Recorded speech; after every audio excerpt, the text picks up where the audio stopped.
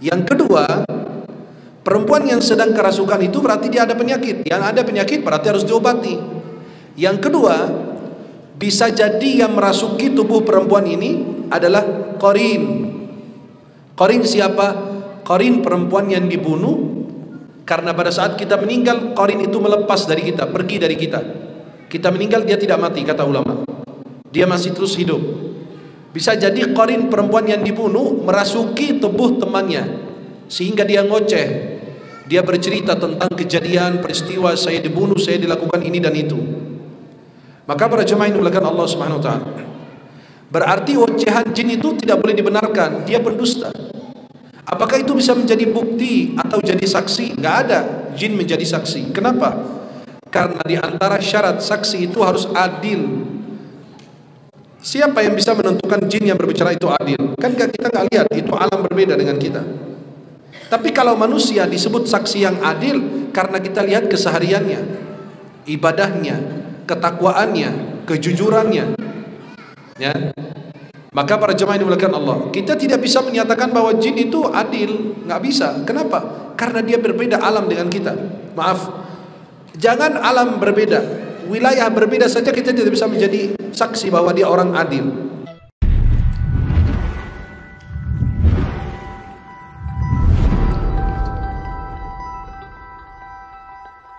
Bismillahirrahmanirrahim. Assalamualaikum warahmatullahi wabarakatuh. Innal hamdalillah nahmaduhu wa nasta'inu bihi wa nastaghfiruhu wa nastahdihi. Na'udzu billahi ta'ala min shururi anfusina wa sayyiati a'malina. Man yahdihillahu fala mudilla lahu wa man yudlil fala hadiya lahu. Asyhadu an la ilaha illallah wahdahu la syarika lahu. Asyhadu anna Muhammadan 'abduhu wa rasuluh. Allahumma shalli wa sallim wa barik alaihi wa alihi wa ashabihi wa man tabi'ahum bi ihsan ila yaumiddin wa alaina ma'hum bi rahmatika ya arhamar rahimin. Para jemaah yang dimuliakan Allah, uhibbukum jami'an fillah. Saya mencintai kalian semua karena Allah. Semoga Allah senantiasa mempertemukan kita di dunia dalam taat dan di akhirat di surganya Allah. Alhamdulillah, di malam hari ini bisa memandang wajah-wajah penghuni surganya Allah. Semoga kita yang hadir di malam hari ini mendapatkan keberkahan, kemuliaan dari Allah Subhanahu wa taala. Para jemaah yang dimuliakan Allah, yang saya hormati dan saya muliakan pengurus masjid beserta jajaran, para ustaz-ustazah, tokoh masyarakat, tokoh agama yang hadir, tokoh adat yang hadir, yang mohon maaf saya tidak dapat sebutkan satu persatu, namun tidak mengurangi rasa mahabbah, hormat, ta'zim saya kepada semuanya. Semoga kita senantiasa berada dalam lindungan Allah, senantiasa mendapatkan keberkahan dari Allah Subhanahu wa taala. Para jemaah yang dimuliakan Allah, Allah Subhanahu wa taala menciptakan makhluknya berbagai macam. Allah ciptakan malaikat, Allah ciptakan manusia, dan Allah menciptakan jin. Dan kita mengimani malaikat dan jin walaupun tidak terlihat oleh mata kita. Karena di antara ciri-ciri orang beriman dan bertakwa adalah beriman kepada yang ghaib. Kita tidak pernah menyaksikan neraka atau surga, bahkan siksa kubur. Kita tidak pernah jumpa dengan Rasulullah, tapi kita beriman kepada Rasulullah dengan apa yang disampaikan Rasulullah. Kita beriman bahwa adanya surga, adanya neraka, adanya siksa kubur, dan seterusnya. Allah berfirman di awal surat Al-Baqarah, Alif Lam Mim, Dzalikal kitabu la raiba fihi hudan lil muttaqin alladzina yu'minuna bil ghaib. Di antara ciri orang-orang yang bertakwa, mereka beriman kepada yang ghaib. Jin itu betul keberadaannya, bahkan kita mengimaninya, walaupun di antara kita belum pernah berjumpa dengannya. Kenapa? Karena ini perkara yang ghaib yang sudah disampaikan di dalam Al-Quran. ada sekitar 29 ayat berbicara tentang jin. Bahkan dalam Al-Quran ada surat yang disebut dengan surat Al-Jin. Dalam juz 29 Allah berfirman, "Qul uhiya ilayya annahu istama'a nafarun minal jin faqalu inna sami'na qur'anan 'ajaba yahdi ila ar-rusydi fa'amanna bihi," dan seterusnya. Maka ada satu surat di dalam Al-Quran dinamakan dengan surat Al-Jin. Siapapun mengingkari keberadaan jin, maka dialah mengingkari Al-Quran. Dan itu menjadi rukun dan akidah orang beriman adalah beriman kepada yang gaib, termasuk mengimani keberadaan jin walaupun tidak terlihat. Saya selalu gambarkan roh yang di dalam tubuh yang menggerakkan kita. Maka dengan adanya roh di dalam tubuh, kita bergerak, kita hidup. Pada saat roh itu dicabut, berarti orang itu tidak berdaya, diwafatkan oleh Allah dengan mencabutnya rohnya. Aliran listrik tidak terlihat, tapi ketahui aliran listrik itu berjalan pada saat lampu itu nyala, pada saat lampu itu mati. Maka tidak semua yang tidak terlihat tidak ada. Kita tidak pernah melihat Allah, tapi kita menyaksikan mukjizat-mukjizat ciptaan-ciptaan Allah, ya, yang ada di sekitar kita. Kita mengimani ini adanya Rasulullah walaupun kita tidak pernah berjumpa dengan beliau. Maka para jemaah yang dimuliakan Allah, jin itu adalah makhluk Allah yang tersembunyi, yang tidak nampak, tidak terlihat, kecuali kalau dia menampakkan dirinya. Dan orang yang memahami dan meyakini bahwa jin itu ada tapi tidak terlihat, itulah keyakinan seorang beriman. Dan itu menjadi kesepakatan para ulama bahwa kita meyakini keberadaan jin. Jin itu adalah makhluk yang tersembunyi. Maka yang perempuan pada saat hamil yang di dalam rahimnya disebut janin karena tidak terlihat. Begitu dengan jin, artinya makhluk Allah, ciptaan Allah yang tidak terlihat. Kemudian para jemaah yang dimuliakan Allah, apa bedanya antara jin dan syaitan? Kita selalu mendengar istilah jin dan istilah syaitan. Kata Imam Ar-Razi dalam kitab Mafatihul Ghaib, ketika beliau menafsirkan surat Al-Hijr ayat 27, pendapat yang kuat, pendapat yang sahih, bahwa syaitan adalah bagian dari jin. Kata beliau, yang beriman tidak boleh disebut dengan kalimat syaitan, tapi kalau jin yang kafir disebut dengan kalimat syaitan. Saya ulangi lagi, syaitan bagian daripada jin. Kata beliau, karena yang kufur disebut dengan syaitan, tapi kalau jin yang baik, yang beriman, tidak bisa disebut dengan kalimat syaitan. Maka para jemaah yang dimuliakan Allah, inilah perbedaan antara jin dan syaitan. Berarti induknya asalnya jin, tapi cabangnya bercabang. Yang baik disebut jin, yang buruk, yang terkutuk namanya syaitan. Maka kita selalu baca ta'awudz, a'udzu billahi minasyaitan, bukan minal jin. Karena di antara yang jin itu ada yang baik, ada yang tidak. Maka yang tidak baik itu disebut dengan kalimat syaitan. Syaitan itu asal dari kalimat ba'uda, jauh dari rahmat Allah. Tidak disukai keberadaannya di langit dan tidak disukai keberadaannya di bumi. Kemudian para jemaah yang dimuliakan Allah, kita tidak boleh mencela jin karena dia adalah makhluk Allah, ciptaannya Allah Subhanahu wa taala. Tidak boleh kita melaknatnya karena mereka juga ada yang baik, ada juga yang buruk. Kemudian yang kedua, kita masih membahas beberapa informasi yang seputar jin. Apakah jin itu bisa mencuri dan bisa menculik orang? Banyak orang mendengar bahwa jin itu bisa mencuri. Apakah bisa? Bisa. Bahkan pernah terjadi di zaman Rasulullah. Ketika Abu Hurairah dalam Sahih Bukhari, Abu Hurairah ditugaskan untuk menjaga kurma sedekah. Kurma sedekah itu ditugaskan untuk dijaga oleh Abu Hurairah. Malam pertama ada jin datang mencuri kurma sedekah, ditangkap sama Abu Hurairah. Akhirnya si jin itu mengadu bahwa saya punya istri, punya anak, dan lain, lepas aku, dilepas. Dan ditangkap sampai 3 kali atau 3 malam. Kemudian yang ketiga kali dia bilang, saya akan mengadukan kamu kepada Rasulullah.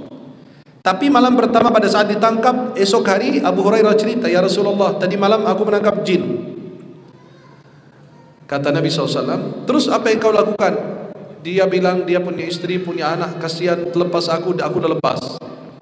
Kata Rasulullah, nah dia bohong, dia balik lagi nanti.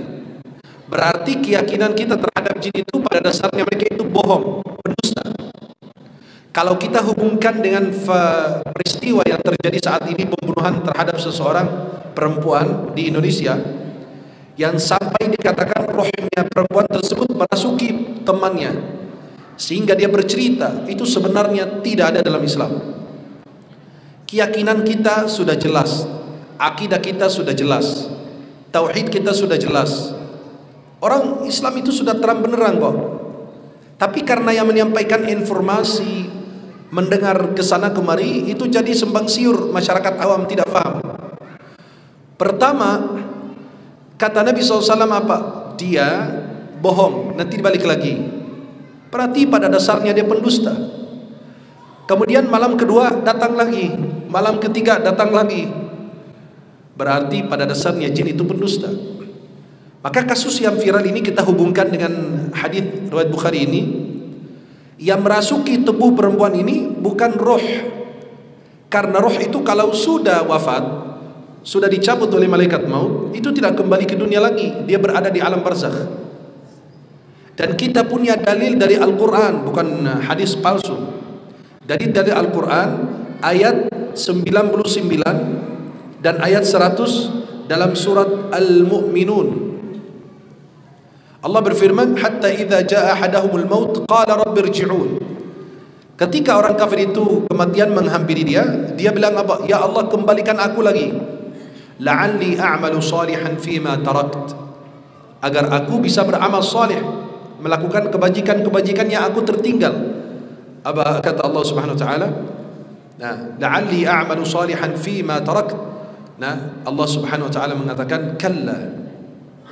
Ya. Tidak sama sekali. Innaha kalimatun huwa qailuha. Itu adalah dalih mereka aja untuk kembali ke dunia. Wa min waraihim barzakhun ila yaumi yub'atsun. Mereka ini roh ini berada di alam barzakh sampai hari mereka dibangkitkan. Maka roh itu tidak kembali. Kita punya hadis yang diriwayatkan Imam Ahmad dalam Musnad, ayah dari Jabir yang dimaksud Abdullah Al-Ansari, Jabir bin Abdullah Al-Ansari, ayahnya beliau gugur syahid. Kemudian kata Nabi kepada Jabir, Allah hidupkan ayahmu lagi dan bilang, tamanna alayya, minta kepadaku. Punya cita-cita apa? Punya keinginan apa? Kata ayah dari Jabir, ya Allah, kembalikan aku ke dunia agar saya berjihad dan saya mati dalam keadaan syahid lagi. Kata Allah, tidak. Aku sudah menetapkan bahwa orang yang sudah mati tidak akan kembali lagi. Kalau roh bisa kembali ke dunia lagi, atau bisa kita berjumpa dengan Rasulullah dalam keadaan terjaga, itu sangat mustahil. Kenapa? Kita tahu bahwa sesudah wafat Rasulullah terjadi fitnah antara para sahabat. Kalau Nabi bisa dilihat oleh orang secara terjaga, maksudnya Nabi nampak dalam keadaan kita terjaga, bukan dalam keadaan tidur, maka Nabi berhak yang kembali ke dunia lagi, menampakkan diri untuk para sahabat, menyelesaikan persoalan dan fitnah-fitnah yang beredar antara mereka.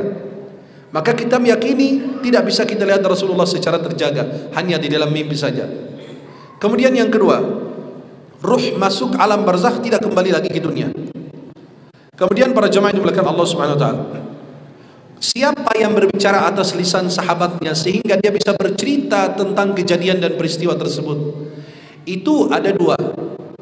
Yang pertama, perempuan yang kerasukan, berarti sedang ada penyakit yang harus diobati. Yang kedua, perempuan yang sedang kerasukan itu berarti dia ada penyakit. Yang ada penyakit berarti harus diobati. Yang kedua, bisa jadi yang merasuki tubuh perempuan ini adalah qarin. Qarin siapa?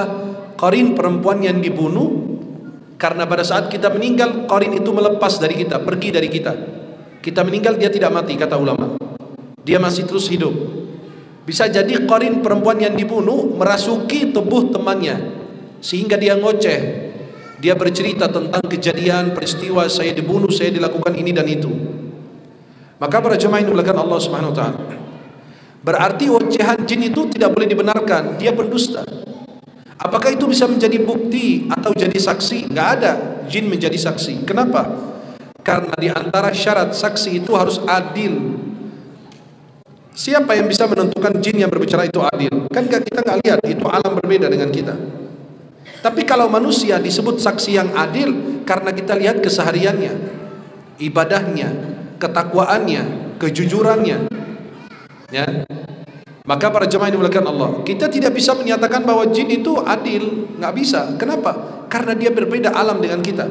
Maaf, jangan alam berbeda, wilayah berbeda saja kita tidak bisa menjadi saksi bahwa dia orang adil.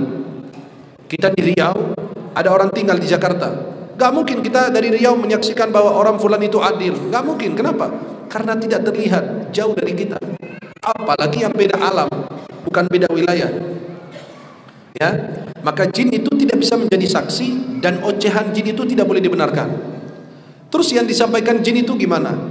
Yang disampaikan jin itu boleh menjadi petunjuk, tapi tidak boleh menjadi saksi, tidak boleh menjadi bukti.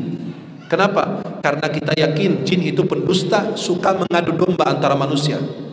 Dia bisa menuduh fulan yang membunuh wanita tersebut. Kan kita nggak tahu apakah itu betul atau tidak. Itu hanya menjadi petunjuk saja untuk kepolisian. Tapi menyangkut dengan apakah itu betul atau tidak, nggak boleh dibenarkan.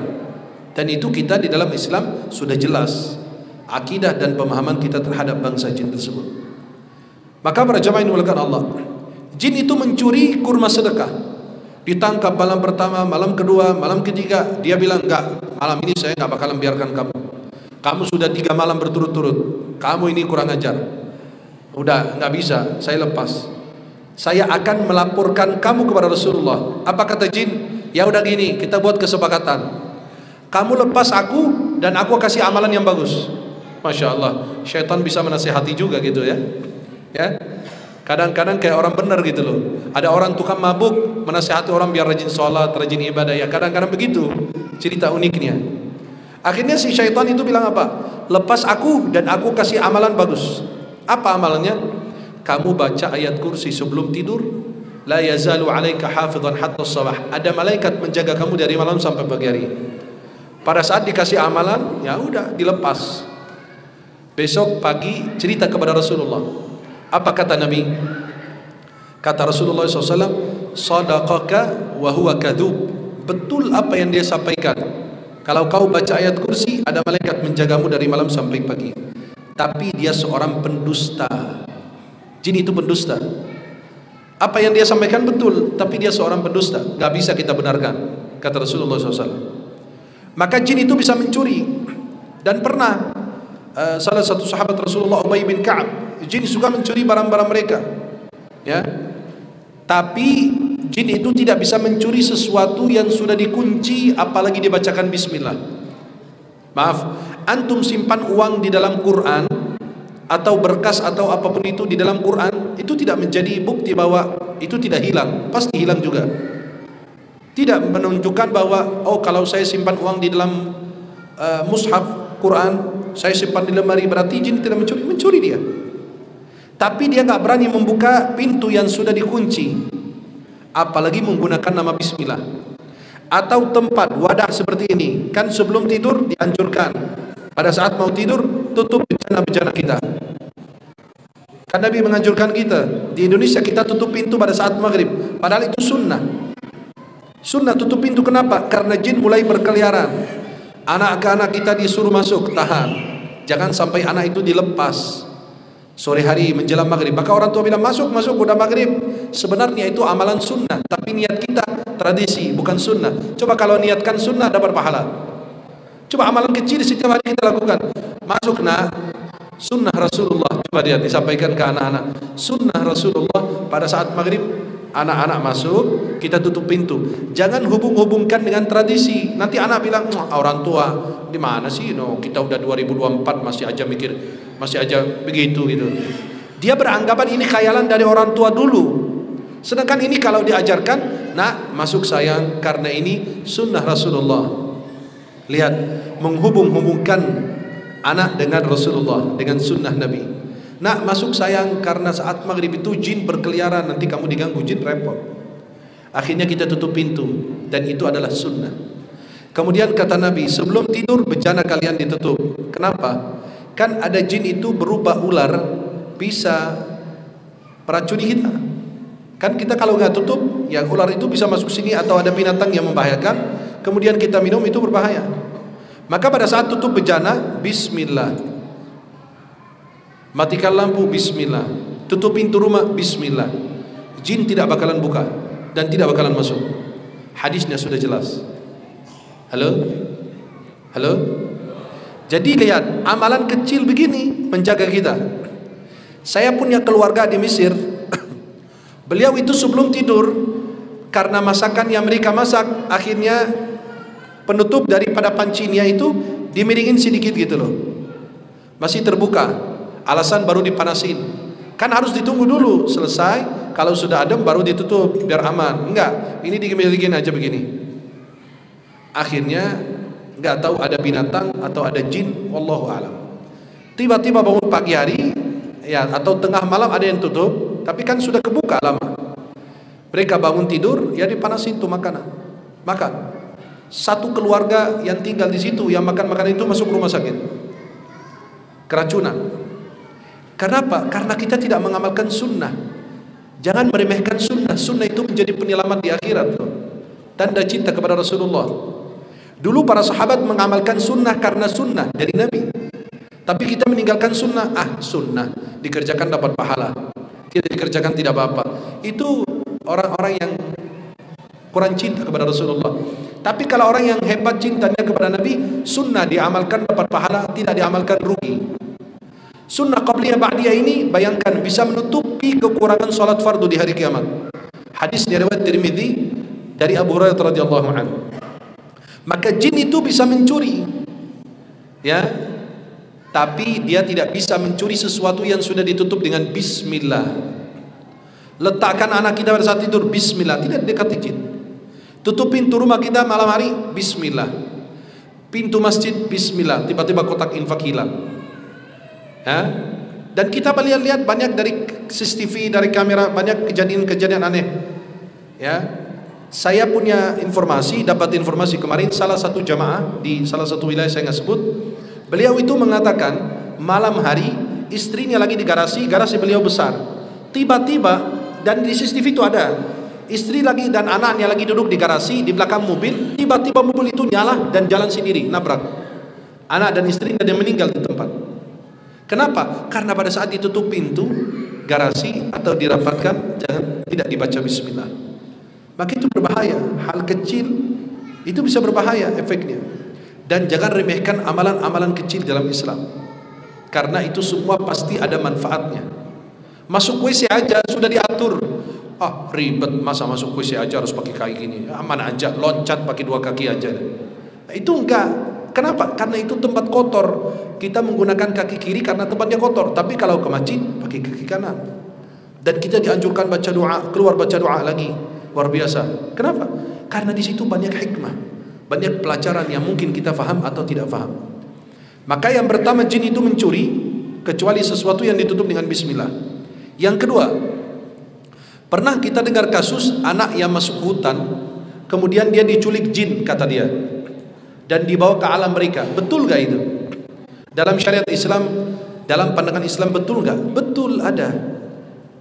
Kata ulama, betul itu bisa terjadi, tapi jarang terjadi. Artinya apa? Ya enggak setiap hari kita dengar ada yang diculik jin, habis manusia. Kata orang, ngapain jin culik orang Indonesia yang muslim? Kenapa nggak culik orang Zionis aja? Lah itu bukan urusan kita. Orang kafir nggak bisa kerja sama dengan jin, bukan sama. Jin kafir, dia kafir, ya sama aja gitu loh. Kayak orang bilang, kenapa sih jin itu selalu ganggu orang Islam? Ya karena dia mengganggu orang baik. Kalau orang buruk, ngapain diganggu? Jin itu ada di depan masjid di sini, di depan pintu sana. Tapi jin yang kafir, yang besar, bukan jin yang kecil. Di depan diskotik, tempat karaoke, itu tempat maksiat, nggak ada jinnya. Karena manusia masuk jin semua. Halo? Apalagi sekarang di Indonesia, punya duit, bikin tempat karaoke besar, ujung-ujungnya rusuh, baru ditutup. Awalnya, ayo kita berdansa, kita berdansa. Ini siapa ini orang? Lahir di mana itu? Ada di mana itu? Pinggir rel apa di mana itu orang? Tiba-tiba, ayo kita berdansa, perempuan berdansa sampai akhir hayat. La haula wala quwata illa billah. Ini manusia muncul dari lubang mana ini? Ini muncul dari mana itu orang? Akhirnya pada saat masyarakat rusuh, nangis. Kami minta maaf karena telah menyinggung perasaan masyarakat dan ini dan itu. Lah, kamu dari awal kenapa gak jaga adab? Ente orang mana datang di sini merusak anak bangsa, anak-anak lingkungan kan buruk sekali. Ente tahu dari awal. Nanti kalau umat Islam bergerak selesai urusan. Cuma kita barek aja saling menjaga hubungan. Itu yang disayangkan. Itu orang punya duit merusak anak, generasi kita rusak. Wallahu alam ke depan apa yang terjadi. Maka jin itu bisa menculik. Bahkan pernah terjadi, ada riwayat yang diriwayatkan oleh Imam Al-Baihaqi, di zaman Sayyidina Umar bin Khattab ada orang yang diculik jin selama 4 tahun. Kemudian dia dikembalikan lagi. Lalu dia ditanya, kok kamu bisa kembali lagi? Kata beliau, alhamdulillah, jin yang menculik saya kemarin jin kafir. Dan ada jin mukmin menyerang jin kafir tersebut dan aku dilepas. Berarti jin itu bisa menculik orang, ada. Baru saya dengar juga kabar semalam apa tadi pagi, ada orang juga yang di daerah sini apa di daerah mana, itu beliau diculik jin dari tahun berapa. Nah, itu sampai sekarang tidak ditemukan kata beliau. Itu terjadi. Dan itu bisa terjadi tapi jarang terjadi.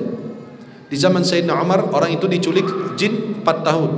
Ada jin kafir yang menculik dia, tiba-tiba ada jin mukmin yang menyerang jin kafir, lalu dia dilepas. Maka kenapa? Selalu kita jaga wudu, jaga zikir pagi petang, jaga ibadah, biar kita selalu dalam lindungan Allah. Salat subuh berjamaah di masjid, kita dalam penjagaan Allah sampai malam. Baca la ilaha illallah wahdahu la syarikalah, lahul mulku wa lahul hamdu yuhyi wa yumiitu wa ala kulli syai'in qadir. 100 kali habis salat subuh, dijaga dari gangguan jin. Tuh bayangkan, zikir pagi petang itu senjata bagi orang mukmin. Bismillahilladzi la yadurru ma'a ismihi syai'un fil ardi wa la fis samaa'i was-sami'ul 'alim. Itu luar biasa. Amalkan zikir pagi petang, jangan ditinggal. Sekarang di aplikasi juga ada kok, banyak. Bisa antum amalkan. Kemudian para jemaah yang dimuliakan Allah, apakah jin itu bisa merasuki tubuh manusia? Apakah jin bisa masuk ke dalam tubuh? Kata Imam Ahmad bin Hanbal ketika ditanya anaknya, mereka mengatakan bahwa jin itu tidak masuk tubuh manusia. Kata Imam Ahmad, yakdzibun, mereka berdusta. Dia berbicara atas lisannya, atas lisan orang yang dirasuki jin. Dan Syekhul Islam Ibnu Taimiyah mengatakan sepakat ulama Ahlus Sunnah wal Jamaah bahwa jin itu bisa merasuki manusia kecuali firqah golongan Mu'tazilah, karena mereka pakai akal, tidak pakai dalil. Maka kalau kita pakai akal, agama berantakan. Beragama dengan akal repot. Beragama itu harus pakai dalil, petunjuk dari Rasulullah. Dan sebaik-baik petunjuk adalah petunjuknya Nabi Muhammad. Baru saya tadi posting di Instagram saya, history tadi, ada sebagian wilayah mereka naik gunung apa itu lagi haji katanya. Mungkin lihat, Saudi jauh, ya udah di sini aja hajinya. Kenapa? Mereka beragama pakai akal, tidak pakai dalil. Maka kalau orang melakukan agama yang ini tradisi begini, yang ini tradisi begini, agama itu jadi mainan. Tapi karena sudah diberikan batasan-batasan dan petunjuk dari Rasulullah, dan sebaik-baik petunjuk adalah petunjuk dari Nabi Muhammad SAW, maka jin itu bisa merasuki tubuh manusia. Apakah manusia bisa melihat jin? Orang yang bisa melihat jin itu ada dua. Yang pertama, orang yang kerasukan jin, ketika melihat orang yang kerasukan dia tahu dia ada jinnya. Yang kedua, dukun yang punya jin. Dukun kan punya khadam, punya jin pelayan dia. Karena dia kan dukun kafir, musyrik. Dia melakukan beberapa keharaman, berzina dengan ibunya, berzina dengan anaknya, baru dia bisa menghadirkan jin. Atau menggunakan Al-Quran di alas kaki sebagai alas kaki, kemudian dia masuk WC, itu jin akan menampakkan diri untuk dia. atau Al-Quran ditulis di telapak kakinya, atau menulis Al-Quran terbalik, atau menulis Al-Quran dengan benda najis atau darah haid. Nah, itu melakukan ritual-ritual yang penuh dengan kemusyrikan dan kesesatan, keharaman. Baru jin akan bisa melayaninya. Maka yang melihat jin ada dua.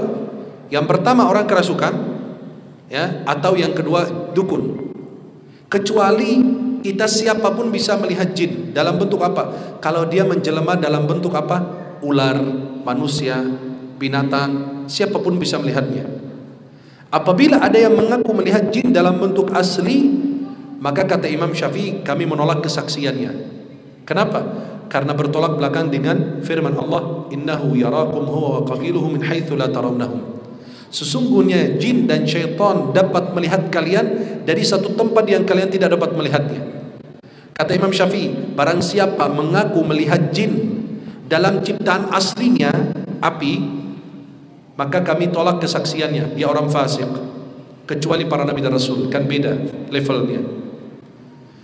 Kemudian para jemaah yang dimuliakan Allah, tempat tinggal jin. Jin itu menurut kita tinggalnya di kamar mandi.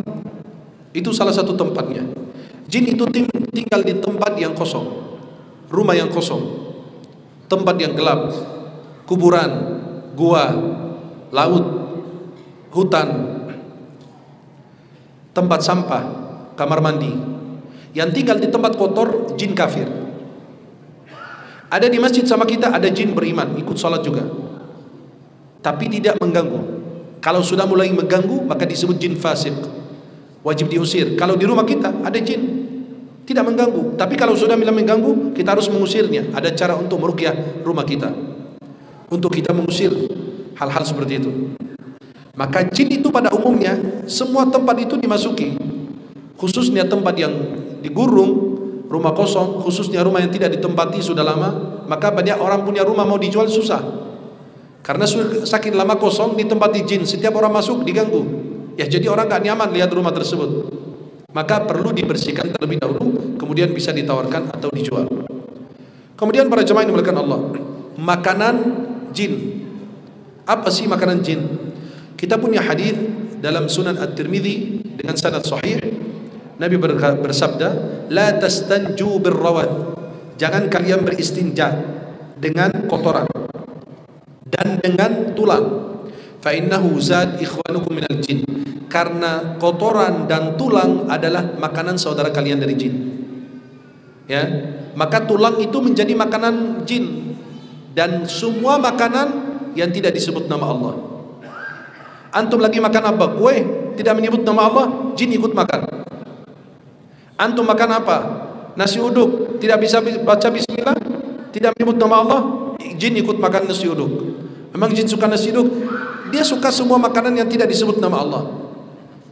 Dan Nabi SAW mengatakan makanan jin itu adalah tulang. Sekarang ajaib, ada ayam presto sekarang kan, sampai tulang-tulangnya kita makan. Makanan manusia kita makan, makanan jin juga kita makan. Sampai jinnya bingung, ya Allah, makanan saya diambil sama mereka. Astagfirullah. Ya, ada orang kalau lagi makan pecel lele di pinggir jalan, ayamnya, maaf ya, tulangnya dihancur-hancurin gitu sampai habis. Sampai jin bilang, kurang ajar ini orang, udah dapat daging, tulang aku dimakan juga sama dia. Ya, maka zaman ajaib sekarang. Saya pernah makan yang ayam presto itu, saking lembut, maaf ya, saya mau pisahkan tulangnya susah, hancur. La haula. Saya nanya, Pak, ini kok hancur? Masaknya gimana? Oh iya, ini pakai presto, jadi hancur. Maka dimakan sama tulangnya. Lah, jin dong saya.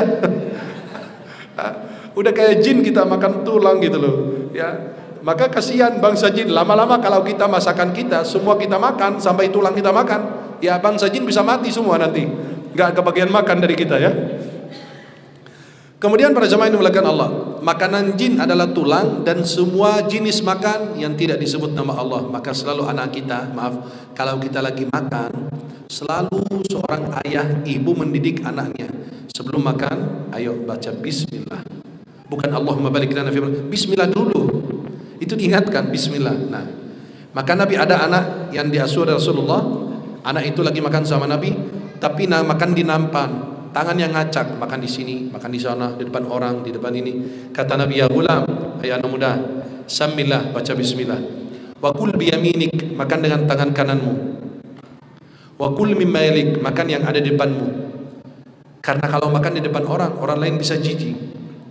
Maka kita kalau makan sunnahnya pakai apa? 3 jari. Tapi kan Nabi di Arab pakai roti, pakai kurma. Kalau di Indonesia kan sayur asam pakai 3 jari repot. Makan bakso pakai 3 jari kan apalagi ya. Tapi kalau makan ikan asin pakai nasi, pakai bisa 3 jari bisa. Maka 3 jari itu apa? Sedang. Kalau 2 jijik. Orang kalau pakai 2 itu jijik gitu loh. Kalau 3 sedang, kalau 5 rakus. Astagfirullah. Ya, tapi enak banget kalau makan pakai 5 jari gitu loh. Kalau 3 kan susah gitu loh ya. Udah berapa kali mencoba, sulit sekali. Nah, akhirnya ada jamaah bilang, Syekh, kalau makan itu sunnahnya apa? Kalau makan pegang 3 jari. Kita makan bakso, bingung juga, tangannya dicelupin, panas lagi kan. Saya bilang, itu tidak semua sunnah Nabi harus kita amalkan. Seperti gamis. Gamis ini bukan sunnah Nabi, tradisi Nabi. Tradisi di negara Nabi itu saja. Tapi niat kita kalau pakai gamis ini untuk meniru pakaian Rasulullah, insya Allah dapat pahala. Tapi bukan sunnah, berarti yang pakai sarung, yang pakai celana nggak boleh, enggak. Itu cuma tradisi Rasulullah lahir di situ. Kalau Nabi lahir di Indonesia, makan pakai sarung, makan sayur asam, makan sambal, makan ini, karena tradisi Nabi SAW di situ. Maka pada saat dihidangkan biawak, dob, Nabi SAW mengatakan, aku nggak makan karena saya nggak pernah lihat di negeri saya. Tapi halal makan. Maka sahabat yang ikut Nabi disingkat tuh makanan habis sendiri. Ya, maka para jemaah yang dimuliakan Allah Subhanahu Wa Taala, makanan jin itu adalah tulang atau semua jenis makan yang tidak disebut nama Allah. Maka orang tua selalu mendidik anaknya untuk hal yang paling kecil aja dididik. Kenapa? Pada saat makan, jangan lupa Bismillah. Itu yang paling utama. Ya. Kemudian para jemaah yang dimuliakan Allah, apakah jin itu masuk surga atau tidak? Kata ulama, apabila jin itu taat, maka dia berhak mendapatkan surga. Apabila jin itu maksiat, maka berhak mendapatkan neraka. Karena tujuan utama Allah ciptakan manusia dan jin adalah untuk beribadah. Kalau kita beribadah, taat, masuk surga. Kalau kita maksiat, yang masuk neraka. Demikian juga bangsa jin. Kalau dia beribadah, taat, dia masuk surga. Kalau tidak, dia masuk sebaliknya adalah neraka. Umur jin, kata sebagian orang, umur jin itu panjang sekali, sampai puluhan tahun, ratusan tahun. Memang betul dalam cerita kitab-kitab banyak, tapi kita tidak punya dalil dari Al-Quran atau dari hadis bahwa umur jin ini puluhan tahun, ratusan tahun. Saya kemarin baru sekitar 5 hari yang lalu, saya meruqyah perempuan. Pada saat saya ruqyah, kerasukan, dia kerasukan jin. Tiba-tiba jin itu berbicara atas lisannya, suara nenek-nenek yang sudah rentah, sudah tua banget. Saya nanya, umur kamu berapa? Apa jawaban dia? 500 tahun. Kan dia bercerita. Tapi kita nggak punya dalil dari Al-Quran dan hadis bahwa umur jin itu panjang. Kita tahu panjang, tapi berapa tahun? Wallahu a'lam. Ya, dan jin itu akan mati. Karena semua yang hidup pasti akan merasakan kematian. Kullu man 'alaiha fan. Semua yang di atas permukaan bumi ini akan mati. Kullu nafsin dha'iqatul maut. Setiap yang bernyawa itu pasti akan merasakan kematian. Mereka akan mati kecuali satu, iblis. Dia mati di akhir zaman nanti. Iblis itu ditangguhkan oleh Allah karena permintaan iblis dulu, sebagaimana Allah gambarkan dalam surat Al-A'raf. Kemudian kita punya yang namanya qarin. Qarin ini adalah jin pendamping sejak kita lahir dan selalu mengajak kita kepada keburukan. Apakah Nabi Muhammad punya qarin? Syaitan qarin? Ada. Tapi kata Nabi, illa anna Allah a'anani alaihi fa aslama atau fa aslamu. Imam Muslim dalam Sahih Imam An-Nawawi dalam syarah Sahih Muslim mengatakan kalau dibaca dengan 2 harakat, fa aslama atau fa aslamu, maknanya beda lagi. Fa aslama, jin qarin, syaitan qarin Nabi masuk Islam. Yang kedua, kalau dibaca dengan dhammah, fa aslamu, artinya Nabi Muhammad selamat dari kejahatan syaitan qarin. Kalau Syekhul Islam Ibn Taimiyah mengatakan syaitan qarin Nabi tidak masuk Islam, tapi dia dikendalikan oleh Rasulullah sehingga dia tidak mengajak Nabi untuk berbuat jahat. Jelas? Maka kalau kita semua punya qarin, jin qarin, kalau kita meninggal, kata Syekh Ibn Utsaimin rahimahullah taala, wallahu a'lam, yang zahir, yang nampak bahwa dia pergi meninggalkan kita. Kita meninggal, dia nggak ikut meninggal, dia terus berlanjut. Kemudian para jemaah yang dimuliakan Allah Subhanahu wa taala, yang terakhir saya ingin sampaikan adalah apa arti itu ruqyah. Kalau orang kerasukan jin itu diruqyah. Apa arti ruqyah? Ruqyah itu adalah doa. Maka kalau minta diruqyah, doakan saya. Mendoakan agar disembuhkan penyakit zahir maupun batin, penyakit yang terlihat atau penyakit yang tidak terlihat. Ruqyah itu bukan pengobatan alternatif, tapi harus menjadi pilihan pertama dan pilihan utama kita. Apabila kita sakit, berdoa kepada Allah, meruqyah diri kita sendiri dengan surat Al-Fatihah maupun yang lain. Syarat ruqyah ada 3. Yang pertama, berdoa atau menggunakan nama Allah dan Asmaul Husna, seperti Ya Allah, Ya Syafi, Ishfini, wahai yang Maha Penyembuh, sembuhkan aku. Yang kedua, menggunakan bahasa Arab atau bahasa yang dapat dipahami. Jangan seperti Ghufran yang sekarang pakai bahasa apa itu nggak jelas. Halo? Orang yang lagi viral yang sudah tua itu ngomong bahasa apa gitu nggak jelas. Bahasa Arab enggak, bahasa Indonesia enggak, nggak tahu bahasa jin apa bahasa apa gitu. Yang ketiga, meyakini bahwa ruqyah tidak memberikan kesembuhan. Yang memberikan kesembuhan hanya Allah Jalla Jalaluhu. Hanya ruqyah itu sebagai perantara saja. Mudah-mudahan Allah senantiasa memberikan perlindungan, penjagaan bagi kita semuanya. Mudah-mudahan yang saya sampaikan bermanfaat. Aqulu qawli hadza wa astaghfirullah li wa lakum. Subhanakallahumma wa bihamdika asyhadu an la ilaha illa anta astaghfiruka wa atubu ilaik. Assalamualaikum warahmatullahi wabarakatuh.